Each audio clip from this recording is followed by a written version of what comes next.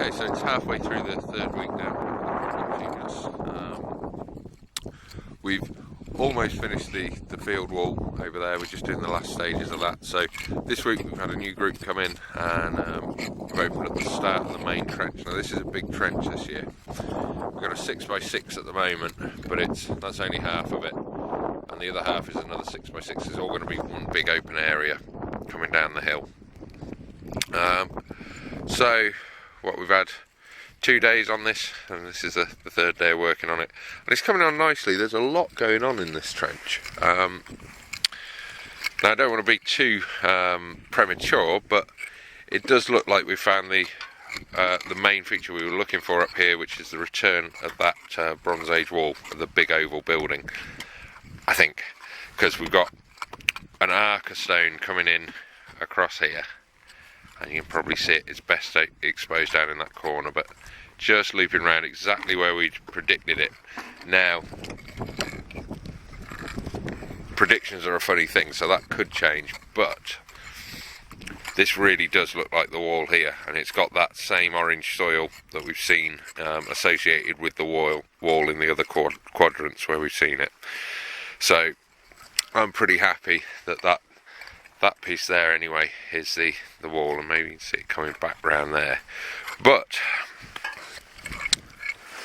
there is a lot of stuff going on in this trench. You know, we had that little oval thing sticking out there, and it's just turned into a massive rock. There's maybe not so much going on in this little corner here, although that could just be deeper down.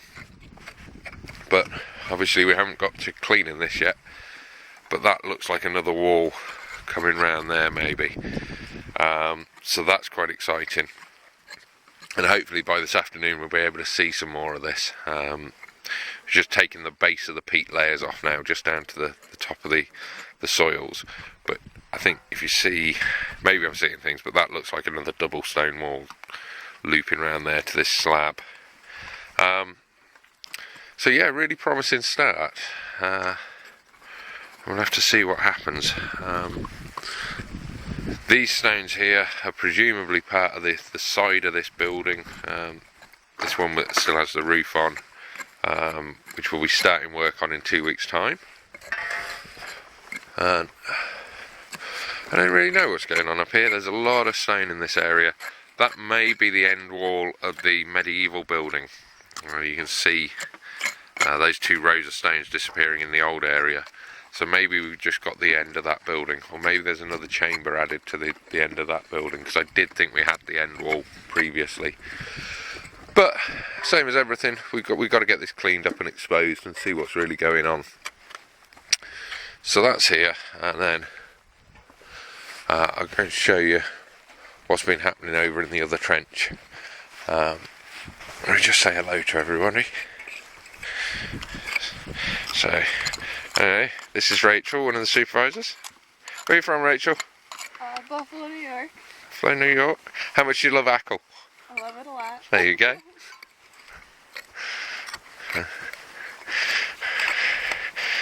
Say hi, Erin. Hello. Where are you from, Erin? Knoxville, Tennessee. Knoxville, Tennessee. First time in Ireland? Yes. Yeah, having fun? Lots of fun. Good stuff. Adrian, let's have a look at you. They're all tucked up in this really heavy wet gear. Yeah. It's not raining. They're just being weird. Yeah, I'm from San Francisco, and first time in Ireland. Good. Less wet than I expected it to be, but that may change. Yeah, it could do. And here's Maddie. She was here before, but before we started making videos. Where are you from? I'm from Massachusetts. Western Massachusetts. What, rural? Or just a town no one's heard of? Yeah, near Springfield, Massachusetts. Yeah, that's the biggest I can identify as city. The last time Maddie was here, she was digging a medieval castle, so this is quite different. We'll ask her in a week or two which one she prefers. She's, this one. This one? Already? We didn't really find much at the other one. It took so long. Yeah, well, there you go. It's 2 for like 6 weeks. And Dorothy, how are you doing? Good. Dorothy, we're a bit worried about her mental health, to be honest. She's taken to wearing shorts. It's not cold. Everyone else is in. She's where are you from? Near Chicago. Okay, yeah, well that makes sense. Still got 6 foot of snow by you, have you? The cold is like negative 15, so. Yeah. Is this your first time in Ireland? Yes. Yeah. Good stuff. And Roy here, you might recognise, because Roy's now, I don't know, Stockholm syndrome or something. But this is the 3rd year Roy's come. Rising with my captains. You're from Bolton via St Andrews in Scotland, I think. Yeah. And I want to find another horse. so yeah, the first course Roy did was when we were doing the horse burials a few years back, and then last year he was up doing the field walls, and now working on one of the Bronze Age buildings. Which one have you preferred the most so far? Well, they've all been so different. So. Yeah. Those horses were pretty good, weren't they? Yes, Yeah. The horse wasn't very old, but taking a whole skeleton. It was good. I mean, excellent. Right, well we're going to see the other trench, and I'll show you this at the end of the day. Maybe I'll have a bit more clarity on what's going on. Okay, so here's our little circular feature we started looking at last week. We've recorded it now, we've got it all drawn on the plan. You should see it in there somewhere. There's the drawing there. So you can see it on the plan. Got the heights recorded, we've got it photographed, so it's time to start having a look and seeing if it really is covering something.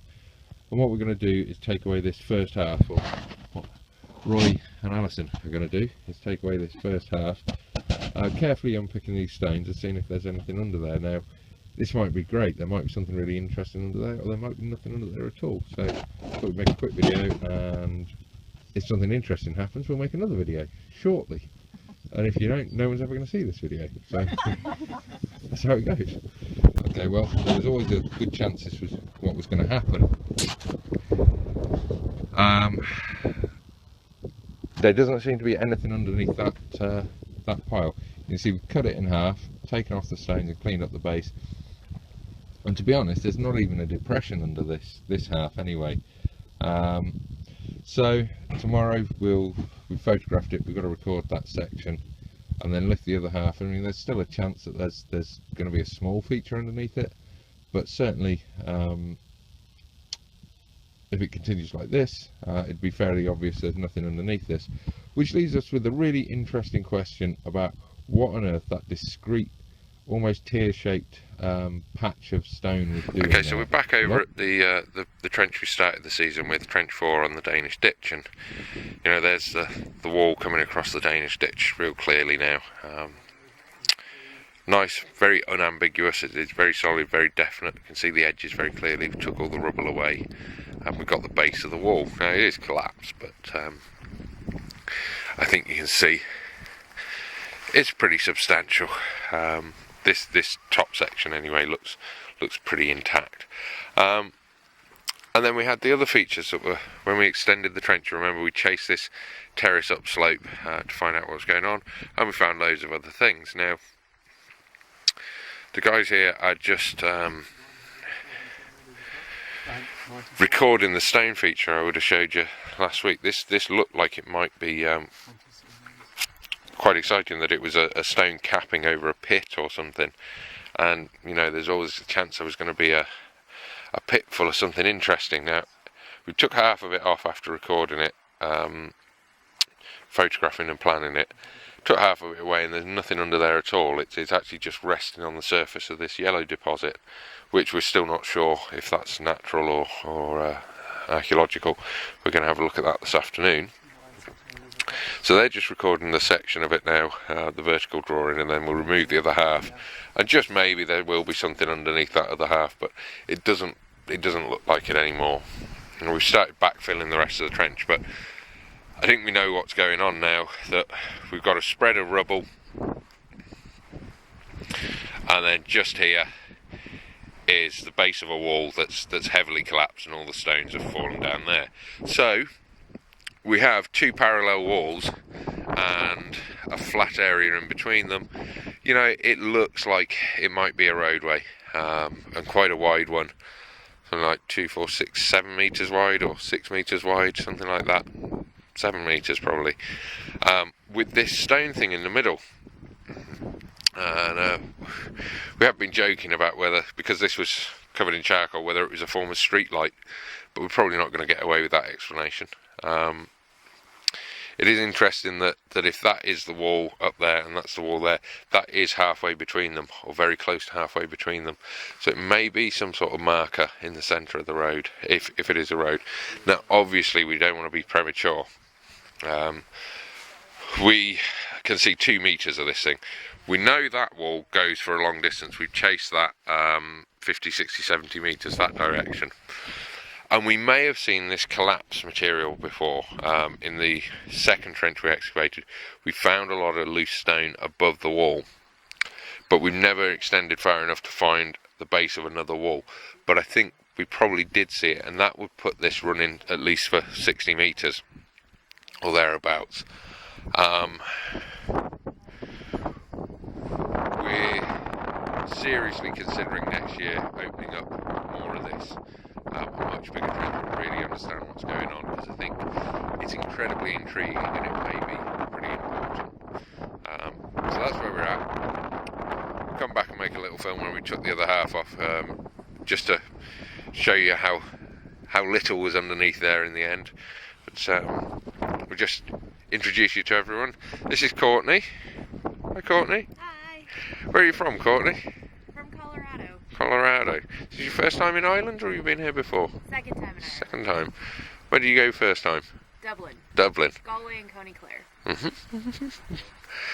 Mayo's much better than Dublin. Obviously. Exactly. And then this is David. And you can tell David's an Australian because he's dressed in his national colours. He's representing. Now, David's married to an Irish girl, so he comes here quite a lot. But this is your first excavation, I believe. And you having fun? I am. Excellent. And you'll remember Stephanie from 2 years ago.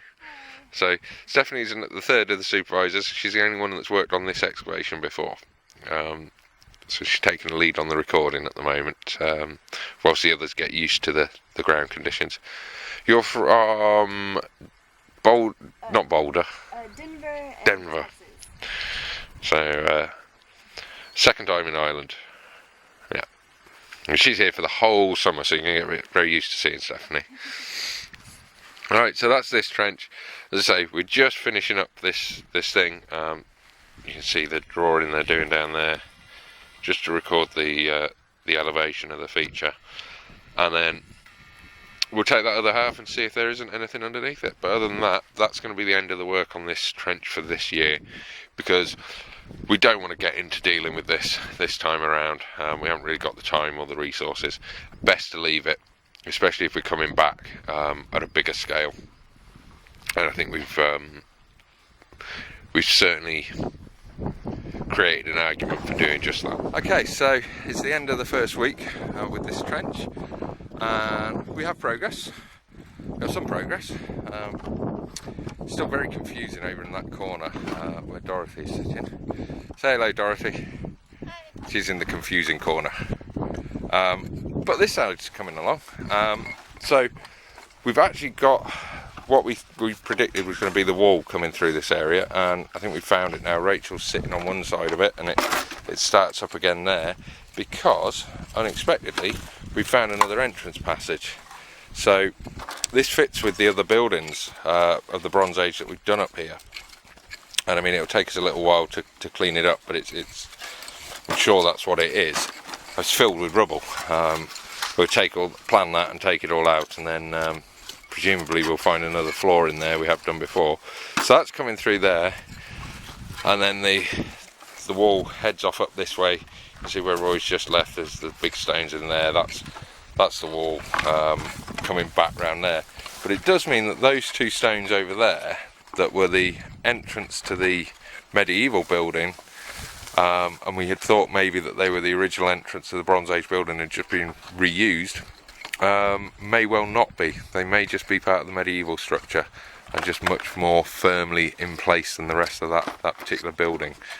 Now, that is of course speculative at the moment, but as I say, we've had these long stone-lined entrances through the other two Bronze Age buildings, and I think that's what we're looking at there. And it's on an eastern side rather than the southern side, which, you know, you'd prefer them to be southeast, but east would do. So that's nice. And then down here we've got an odd thing happening. Not Erin, she's not odd, she's fine. This is the odd thing, the one she's been working on. So there's a big spread of stone coming down here, and it's coming all the way over, curving around here. We're finding it everywhere we're getting down to it. And it's very compact. I mean, presumably it's outside the building, unless we're reading it wrong. There's two explanations. It may be, well, there's two explanations that spring to mind. It may be a load of burnt stone mound material that's just built up against the building, but it may be part of a yard surface out the front. They found one of those up at Belderrig, which is the nearest excavated roundhouse to here. Very similar building actually, and they had a big stony area out the front of that. So we may well be looking at something like that, which would be very cool. So, you know, that'll progress next week. Not sure what's happening in this middle area yet. We've still got a